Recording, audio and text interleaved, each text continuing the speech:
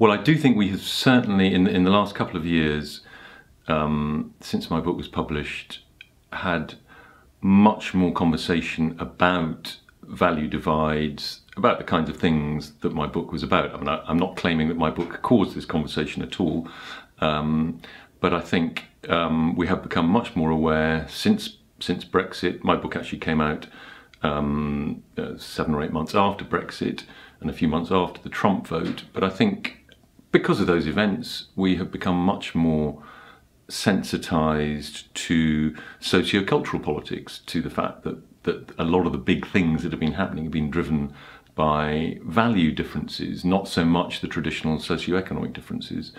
And I think there is, I mean, I use these terms, the people that see the world from anywhere, 20–25% of the population, people who tend to be highly educated, relatively mobile, favouring autonomy and openness, and a bigger but less influential group of people, the people who see the world from somewhere, who tend to be much more rooted, less well educated, tend to be less mobile, tend to value security and familiarity. Now, obviously, those are huge generalizations. There are huge variations within the anywhere worldview and the somewhere worldview. There's also a very big in-betweener group. But nonetheless, I do think that quite a lot of the conversation, political conversation in Europe in the last couple of years has, in a sense, revolved around these kind of value divides. I mean, I think one of the things I was trying to argue in the book is that the politics has become too tilted towards the interests of what one might call the cognitive class, the anywhere cognitive class. If you look at everything from who benefits most from a knowledge economy, the massive expansion of higher education, the relative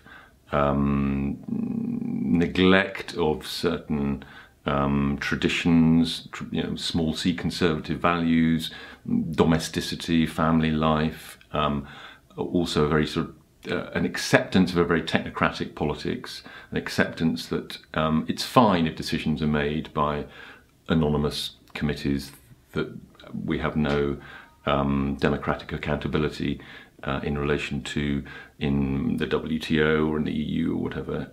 Highly educated people tend to be relatively comfortable with that. They can see the advantages of that kind of international decision making. Many people, perhaps people particularly who don't have very much sovereignty in their own lives, do value national sovereignty and national democratic accountability. And that, I think that was certainly one of the main forces behind the vote for Brexit. So I think we've become a lot more aware of these value divides, as I say. I don't think I don't think we're any closer to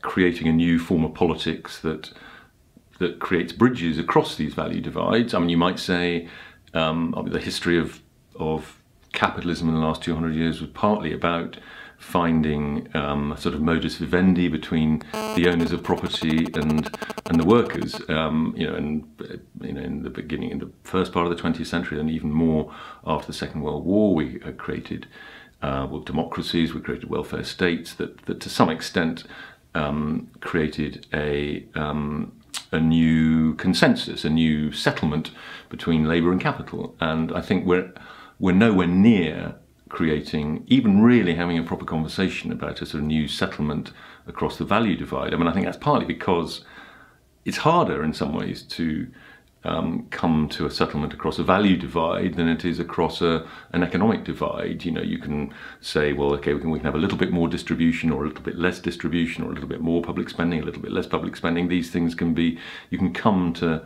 reasonable compromises over, and it's much harder to come to a reasonable compromise over things to do with how open a society should be, or how much immigration there should be, or how do you integrate minorities better.